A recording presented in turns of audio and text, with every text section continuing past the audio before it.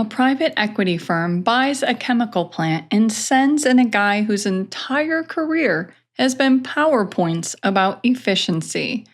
He sees a department he calls paperwork and fires the woman who runs it. Off a laminated card. Did not even memorize the speech.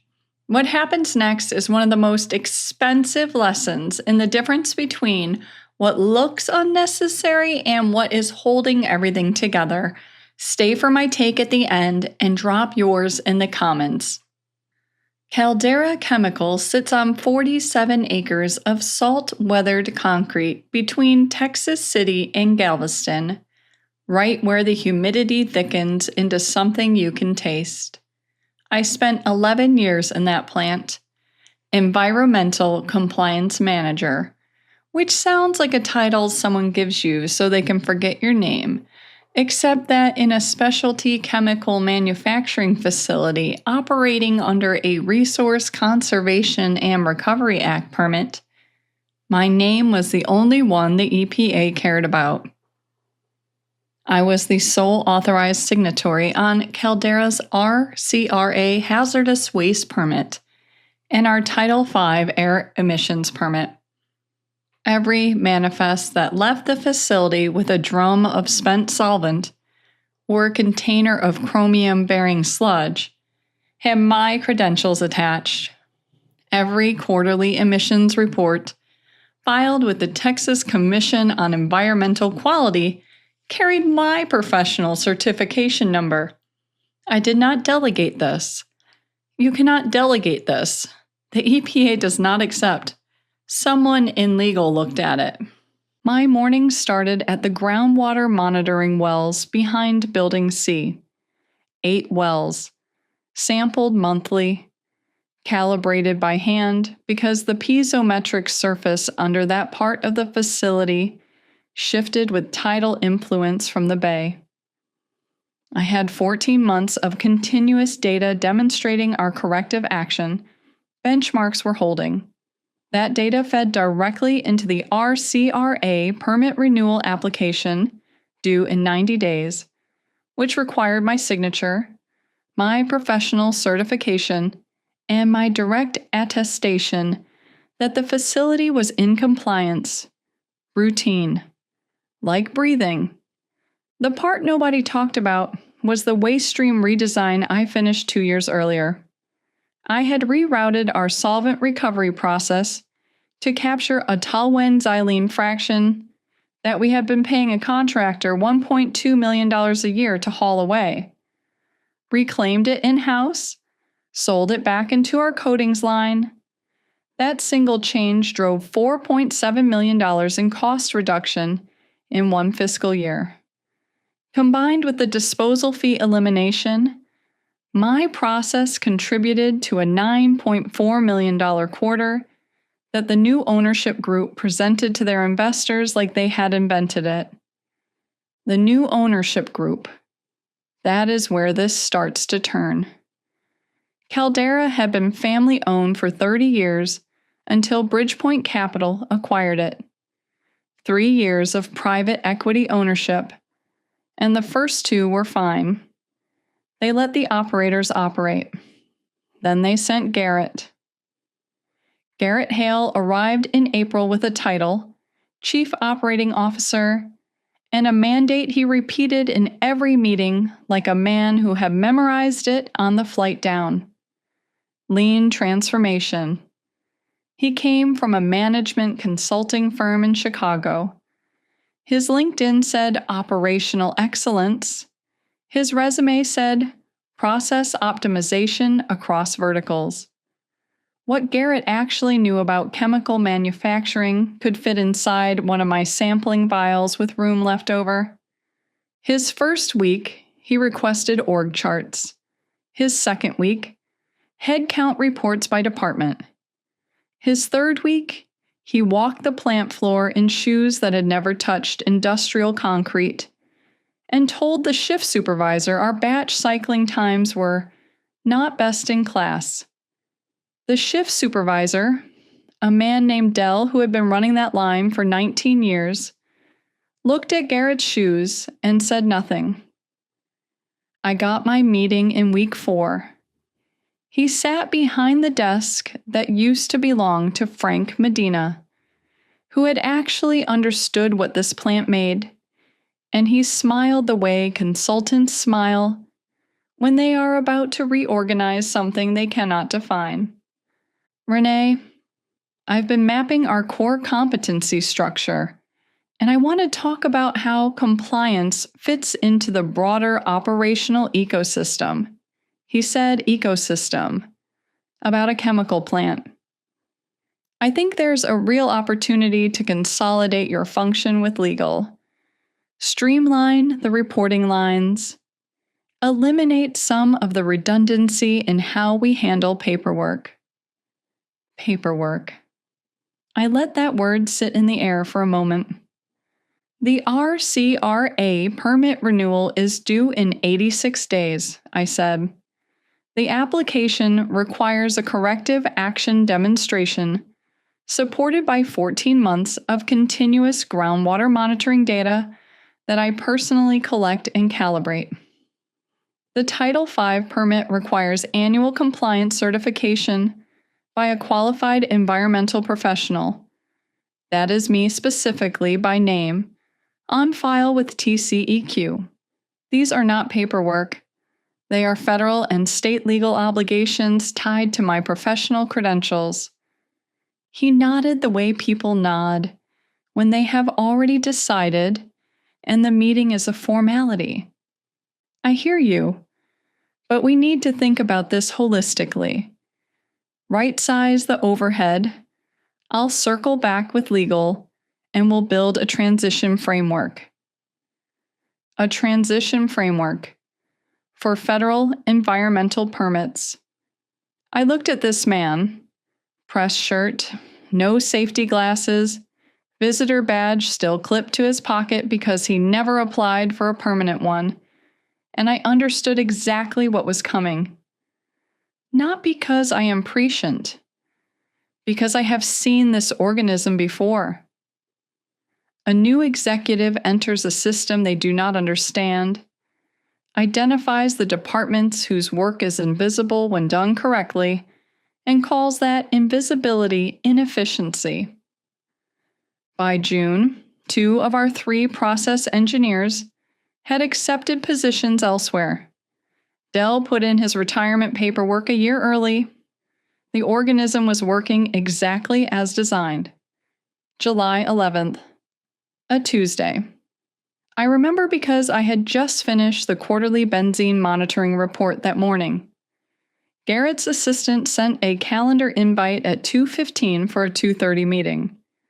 15 minutes notice, no agenda, no subject line, just a room number. He was sitting with a woman from HR I had met once, at an onboarding session 3 years ago. She had a folder. Garrett had a laminated card. I am not guessing about the laminated card. I could see the sheen on it, the rounded corners, the way he held it slightly below the table like a student with a crib sheet. He read from it without making eye contact. Renee, as part of our strategic realignment initiative, we've made the decision to restructure the environmental compliance function. Your role is being consolidated into our legal and regulatory affairs team, effective immediately. We appreciate your contributions and wish you the best in your future endeavors. 6 minutes. I know because the meeting invite was scheduled for 30, and I was back at my desk in under 10. He rehearsed that. He laminated it. I nodded. I understand. The HR woman slid a separation agreement across the table. I signed it. No counteroffer. No argument about my 11 years or the $9.4 million quarter, or the fact that the RCRA permit renewal was now 47 days away. I smiled. Garrett looked briefly confused, the way a dog looks when the cat does not run.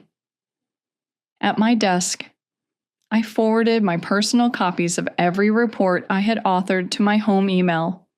My work product, documented as such in my employment agreement. I placed my TCEQ certification card in my bag. I left the groundwater sampling equipment exactly where it was. I left the permit renewal application, half completed, my name on every page, in the filing cabinet beside my desk. The parking lot was white with heat. I sat in my car with the engine running and the air conditioner blowing, and I pressed my forehead against the steering wheel for exactly 10 seconds. Then I drove home. 47 days. You know what I respect about laminating your termination speech? The commitment. Most people just wing it when they destroy their own company. This man went to the Office Depot first. I need you to subscribe because if you do not, Garrett wins, and I'm not letting that happen. August. I was consulting part-time for a water treatment firm in Houston. Light work, reasonable people. I planted tomatoes in the backyard for the first time in a decade because I finally had mornings that did not start with well sampling. The first call came from Priya, a junior analyst I had mentored. She sounded like someone whispering in a burning building. Renee, the permit renewal. Do you know where the groundwater data is? I told her the sampling records were in the shared drive under my file structure, which I had maintained for 11 years. She said Garrett had restructured the shared drive into a knowledge hub. My file structure was gone, reorganized into folders labeled Core, Legacy, and Archive. 14 months of continuous monitoring data somewhere in there. Nobody knew where. I told Priya I was sorry, I meant it. I hung up. The RCRA permit renewal deadline passed. No signature, no submission. Caldera Chemical was now operating a hazardous waste facility with an expired permit. This is not an administrative inconvenience. This is a federal violation that compounds daily. Garrett instructed the legal department to handle the permit situation. 3 corporate attorneys whose specialty was contract negotiation looked at the 200-page RCRA renewal application and understood none of it. One of them called TCEQ to ask for an extension. TCEQ asked who the facility's authorized signatory was. He did not know. Here is the near miss that kept me awake one night. A paralegal named David found my permit filing checklist in the archive folder. Sharp kid. Methodical. He started working through it, got as far as the groundwater data requirement before he realized the calibration methodology was not in any file. It existed in my professional notes, which I had taken with me because they were mine. He was one phone call away from reaching me. His supervising attorney told him to stop freelancing and wait for Garrett's task force to produce a compliance roadmap. David stopped. The last exit ramp. Closed by committee. September. The state inspector arrived for a routine annual audit. Except there was no authorized signatory on site, no current permit. And when she reviewed the emissions logs, she found something Caldera had not noticed. The readings had been drifting upward since July. My waste stream process required a calibration adjustment every 6 weeks. I had done it on a schedule I kept in my head. Nobody else knew the schedule existed. The emissions had been climbing past the threshold for 8 weeks. The TCEQ referred the case to the EPA. I found out from an article in the Galveston County Daily News. I read it at the kitchen table, with dirt under my fingernails from the tomatoes, and I felt something settle in my chest. that was not quite satisfaction and not quite grief. Something closer to a diagnosis confirmed. October.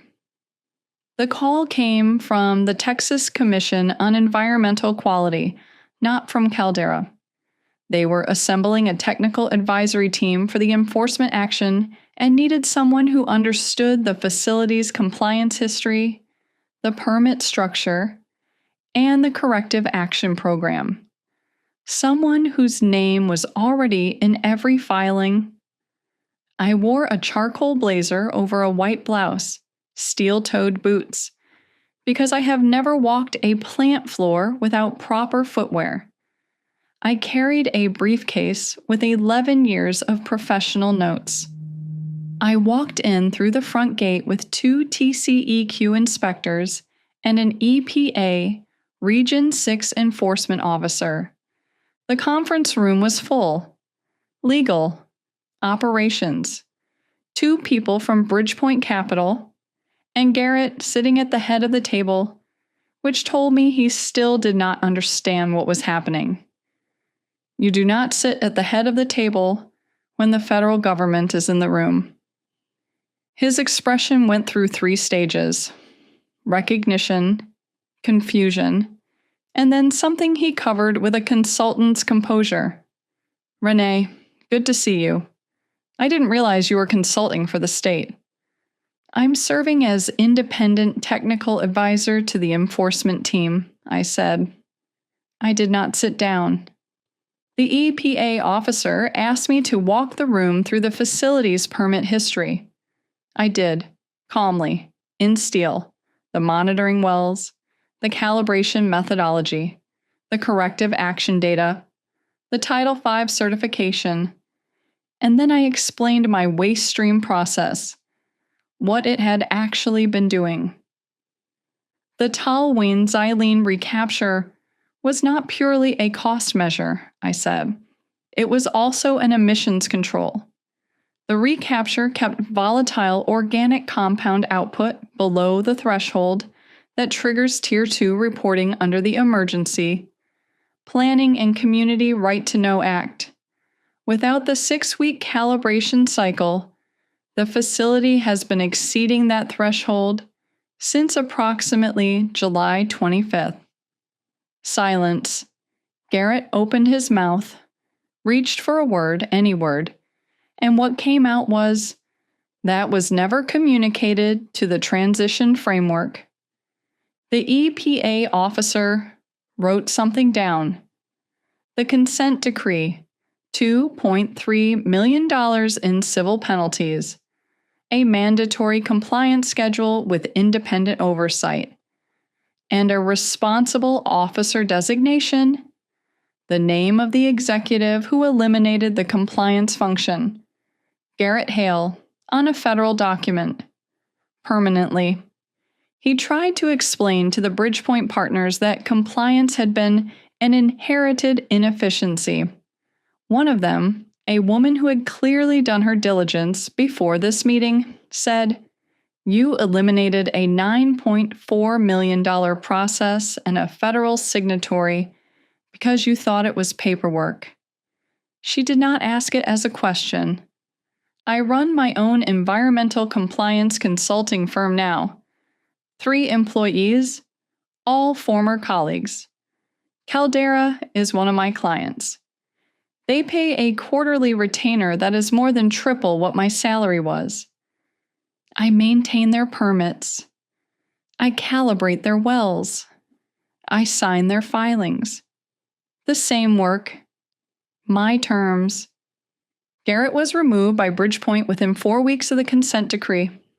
They use the phrase leadership transition. He is listed as a strategic advisor on his LinkedIn, which typically means no one has hired him. His name is in the EPA's enforcement database. It will be there for as long as the database exists. Caldera is recovering. Slowly. 2 major clients paused contracts during the investigation. One called me directly to ask if the facility was safe. I told them the truth. It was now, because I was back. People ask if I should have warned them about the Tier 2 threshold before I left. Here is what I know.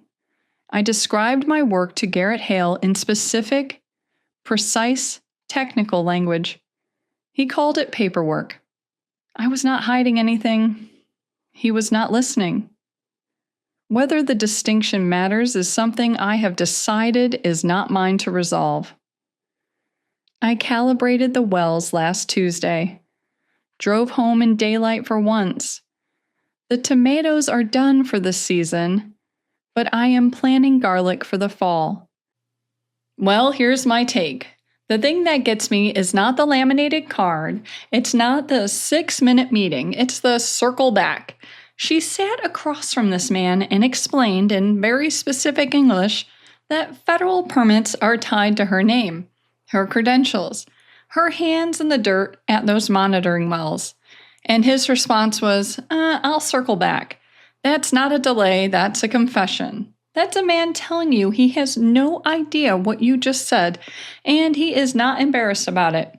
He could not hear the difference between compliance paperwork and federal law because in his vocabulary, those are the same word. And that is the whole problem with sending consultants to run things they've never touched. They don't know what they don't know, and they're so confident about it, they laminate it. So here's what I want to know. That paralegal David, the one who was on the phone call away from fixing everything before his boss shut him down, was that the real villain moment or was it already too late? Tell me in the comments. Next video is on the screen now. Tap it before Garrett tries to consolidate it. Subscribe!